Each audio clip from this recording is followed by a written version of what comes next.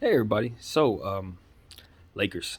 Uh, as we talked about in the previous video, the Los Angeles Lakers played the Memphis Grizzlies, and I did not watch the game and didn't regret it. And I went into a whole spiel about why that was the case. Now I want to tell you what I learned about the game. I watched highlights. I listened to a couple of guys talk about the game. You know, listened to some of the fans, and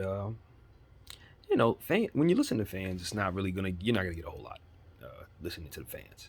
Everybody's basically saying trade AD, so ignoring that. Um, however, listening to guys who were talking, some of the official ones, what they were essentially saying was that we didn't have any effort and energy. Energy was off tonight. We got off to a good start. The highlights showed me we got off to a very good start. We had LeBron James really getting off to a lot of quick and easy plays. Had like three straight dunks for our team. Him and AD, they were making some great, good energy plays and finding ways to get to the paint. Then things just kind of fell apart. But I'll tell you the truth, man.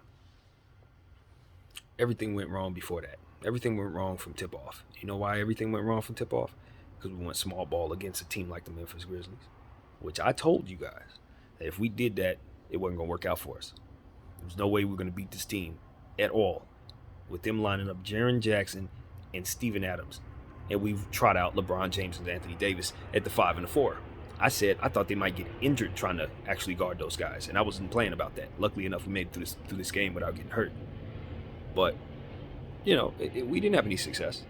We didn't have any success, um, and a lot of it was just because of the stagnation of our offense.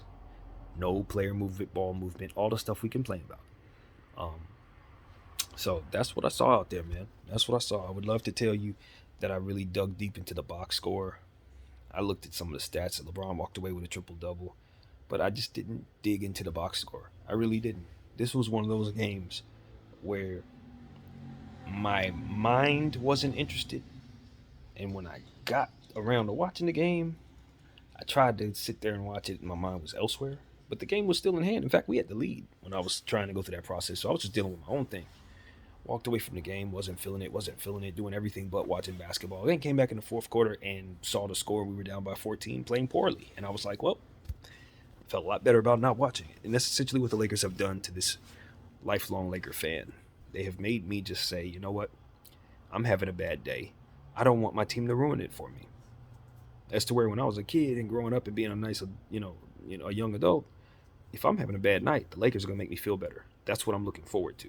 Today it was like I can't sit here and watch them struggle. I got too much on my head to watch them struggle. I'd rather listen to music. I'd rather focus on meditating. I'd rather do other things because the Lakers are going to cause more stress. And I believe I made the right call. Anthony Davis looked pretty bad in the highlights, even though the highlights don't really tell you a whole lot. Um, I don't have the context to really get in on his game and all those guys' games like I'd like to. Maybe I'll have the courage to sit through the OKC game tomorrow, but I'm playing it by ear, man. The Lakers are really just the biggest disappointment of the NBA season by far. There's not a single team more disappointing than mine. Not a single team. We are the worst defensive team in the Western Conference, in my opinion. It's just awful. We're not the worst offensive team because we're able to get leads. We just can't keep them because of our defense. But I think we could be a lot better offensively, as you guys know, and we're not that great at that either. Um, this coach continues to run the young players. I mean, the older players. Excuse me. He's relying upon Wayne Ellington and Avery Bradley with 20 plus minutes tonight. And I just, Avery kind of played pretty good. He gave us some good minutes tonight. He had a little more than usual this evening. But we got same old 6 points out of Wayne Ellington. If I see another 6 points, 0 assist, 0 rebound game out of Wayne Ellington, I'm going to go crazy, y'all. Seriously. I've seen these stats. He's very consistent. But we're giving him too many minutes for that little production. And part of that is him not getting the ball in positions to shoot more because obviously he's a 40+% shooter. So if you give him about 5 threes a game, he's probably going to make 3 of them. But are we giving him that? No, we're not giving him that. Because we want to give those threes to AD. We want to give those threes to Bronze. And that's what I'll be talking about. Quality possessions. The one thing that I can't stand about this team this year is that we do not care anything about making possessions quality. There's no discipline as a group for that particular aspect of our gameplay. We just continue to jack up bad threes, punt the rebounding category by going small, and shooting, average from the free throw line at best. We're just not doing the things we need to do to put ourselves in the position to win. Down the stretch of the game, I think it was like a minute to go, minute 30 to go. We were down good. It's probably 8 points or something like that. But Russell Westbrook comes down, jacks up an early shot clock 3-point shot, and I'm just saying to myself, it bricked, caromed off the left of the rim and flew out of bounds, out of position for anybody to rebound. And I'm just saying to myself, you play basketball for this long and you still don't realize that is a losing basketball play. That is literally the reason that you lose a game is plays like that. Not particularly this play for this game, but what I'm saying is those games, those plays, those type of decisions will be why you lose games. And he just doesn't care, don't know, can't make the right decision. So stuff like that is just kind of frustrating to watch a guy who's in the Hall of Fame do something like that more than once in one season. It's like, I just want quality possessions. And I look at the coach and I say, well, you got a hard task trying to discipline older guys, but I need my coach to light a fire under Russell Westbrook in that situation. Talk to him and say that's not what we need or something. Do anything that would make him understand that is a losing play and one that we cannot have happen for us. So, I got a lot of respect for these guys. I respect the position Frank's in as it pertains to not really want to step on toes. He's on thin ice already, so. But I just think when you're fighting for your coaching job, you got to start getting mad, bro. At some point in time, if you really want to be the coach of the Lakers, you got to stop being kind to people who are not helping you succeed. You understand what I'm saying? Like, for real. You get to a point where you're just walking on eggshells so much because you're afraid of pissing people off so that it'll get you fired, when you end up backing yourself into a corner by doing all the wrong things and end up getting you fired anyway. It's like, fight for your job, Frank. You're going small ball and you're getting out rebounded. Going up against Ja Morant, you walk into Memphis. They don't have their full team and they just blow you all the way out the water. Not necessarily a blowout, but just really leave you without any fight in you. Your team's dejected. They're walking off the court before the time runs out. I mean, we just get to a point where it's like, I want Frank to get mad, fam. I want him to look at this team and say, y'all trying to get me fired or what, fam? Like, seriously. Is that what's happening here? Y'all trying to get me fired? Like, do I not have support in this locker room? Because I'm looking around at you guys and I'm not getting it. I'm not getting that support. And I saw a fan mention it, and I'm starting to wonder, like, does this team want Frank Vogel? Like, I know, for me, I want him fired. But when players want you fired, sometimes they stop playing. They look bad. They get blown out. So that the coach can get fired. And I'm starting to think that might be the case. I'm starting to think that that's a reasonable thing to think about. Because the effort in the highlights showed me that it just wasn't there. Blow-bys. Lots of blow-bys, man. And it wasn't just the older guys getting blown by, too. It was some of our younger players. Malik Monk got some blow-bys. We couldn't keep anybody in front of us today. And they just attacked the glass, They continued to attack the paint, rather, getting layups after layup after layup after layup. Desmond Bane, as I told you guys in previous videos, he's starting to get it together. Kind of went through a little snag where he really fell off a cliff with his stats after starting off very hot. Well, he's back to being himself again. And as I told you, going up against us, if you've been struggling, all you need is a date with the Lakers to get back on track.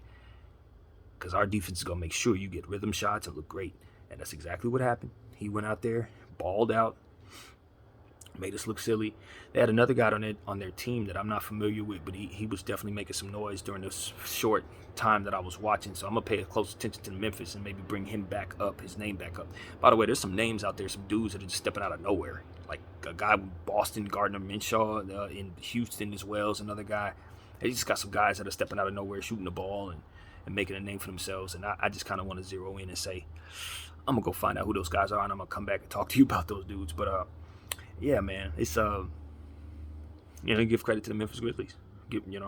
Cut and dry. Jaren Jackson did what he was supposed to do. Steven Adams, those guys. Like I said, I didn't look at the stats, so I don't know how good those dudes did. But they beat our butts. That's what they did. That's what they did. They made us look bad. AD looked pretty bad, man. He had a sequence at the end of the third quarter where, He tried to catch a lob, it didn't go, and he tried to, put it back up and got stuffed. I don't know who it was that blocked his shot, but it was somebody a lot shorter than him. It was just a very embarrassing sequence for a very, very struggling basketball player right now. And, we sit up here, we say we want to light a fire under him.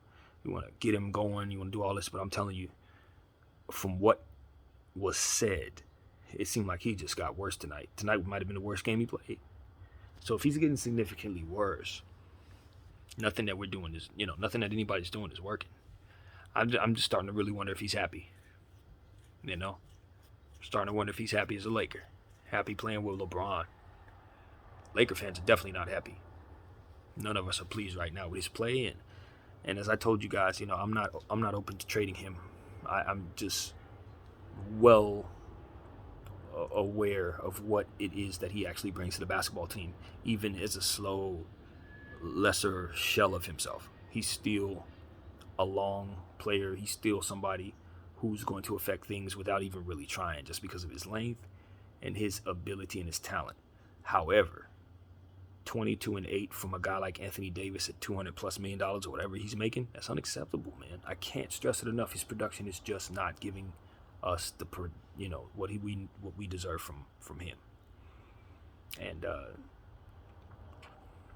I just got to say, he's just not playing up to par, and it gets to a point where you share the frustration of everyone who's been talking. I just share it. I'm with him. Everybody who's saying anything in regards to this man not playing well is just accurate in my mind. He's not. And part of that has to be on the coaching staff and the others to try to help him do that by, again, for the 178th time. Don't play him at the center position. Don't do it. Literally consider how bad we look every single time we put him at the center position. It's awful, fam. He cannot win those box out matchups against real centers. And one of the most real centers in the NBA is Steven Adams.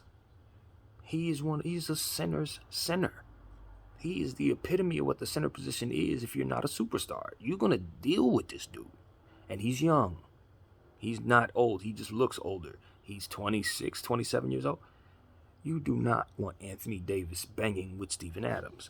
You do not want Anthony Davis banging with Jaren Jackson. You don't want LeBron James banging with those guys either. And that's exactly what Frank Vogel asked our players to do. So if AD looks sluggish out there, it's because he's constantly banging up against players that he has no business banging with. He don't want to play the center. He ain't no good at it.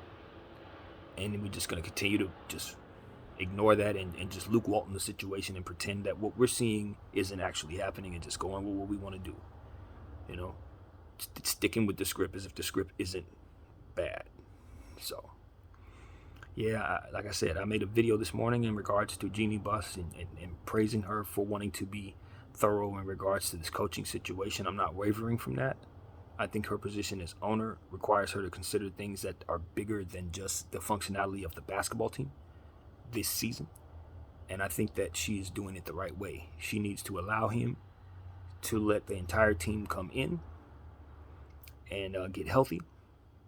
And she can evaluate him that way, and that way she's doing her job properly as owner. The tricky thing about it is sometimes you just got to defy all that, see your timeline, look at the clock and say, we ain't got time to do this. The proper way to do things is not what I need to do. We need to have an urgency about ourselves because our timeline.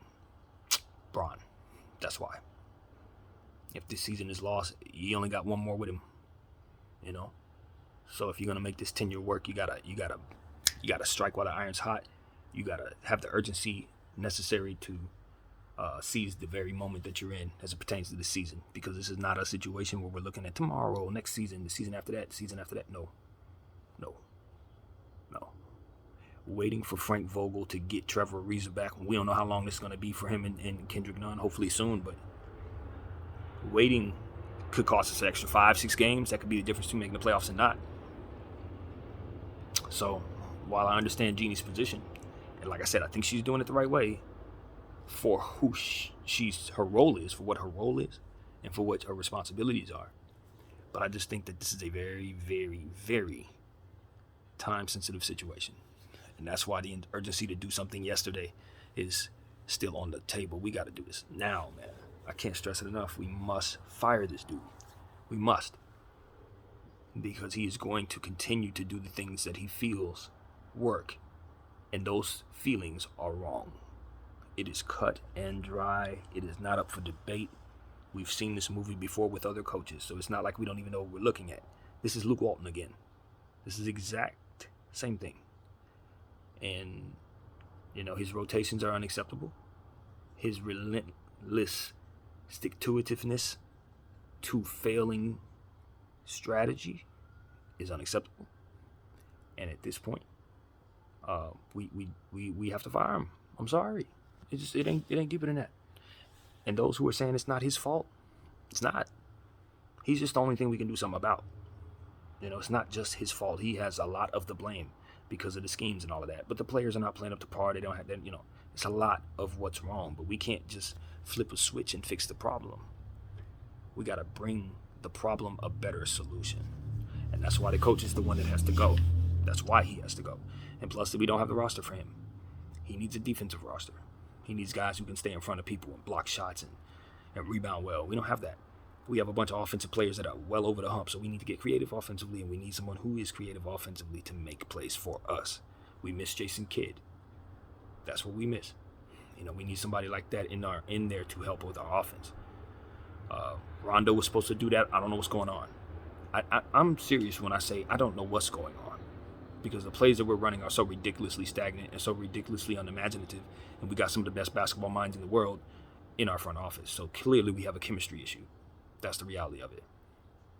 Nobody's really saying that, but I don't think guys really like each other that much right now as it pertains to trusting one another to play well in 2021. And I think guys are looking around saying, man, this dude is done. And I think that dude is looking at that dude and saying that dude is done. And I think that dude is looking at that dude and he's saying that dude. You see what I'm saying? Like, it's a lot of that going on. It ain't no disrespect from what I can see, but guys know. Guys know when they should be considering sitting in the booth with Kenny and Chuck. It's time for a lot of them dudes. So we should help them along by forcing them out, cut and dry, because y'all know how I get down, and bringing up some young players that can help us with the roles. Do the Cleveland thing. Bring in our Clarkson, our Larry Nances, our Rodney Hoods, and give us a chance. Because we don't have one right now. We don't. We're struggling with garbage teams. And even if we get a lot better, even if we get better with this group, still ain't gonna make no noise. Not good enough. Period. So, that's what it's been. That's what it's always gonna be until we make those changes. I expect the Lakers to be on the phone call with the Pacers and with the Blazers and anybody else who has players on the block that we could take for the cheap or for that can make us better, because that's what we need to do. This is not the time for Rob Pelinka to sit back and be pleased with himself. This team is trash, bro. Garbage. I'm not playing about it no more. I'm not gonna sugarcoat it with you guys. I'm not. The team sucks. They ain't average no more. They just suck. Because what I see is a team that's reverting back to old ways. And, coming off of a momentum game and a momentum win like the Boston Celtics, good teams don't do that. Good teams carry good momentum into new situations. We didn't do that. We didn't get it at all. We just reverted back to who we were. So what that tells me is our success was an apparition, not the other way around. So, more player movement, more ball movement, more size. And because our coach refuses, he's the one that got to go. Period. That's it. My name is BDF44. Go ahead and hit a like for me. Appreciate it. Thank y'all for watching. I'm out.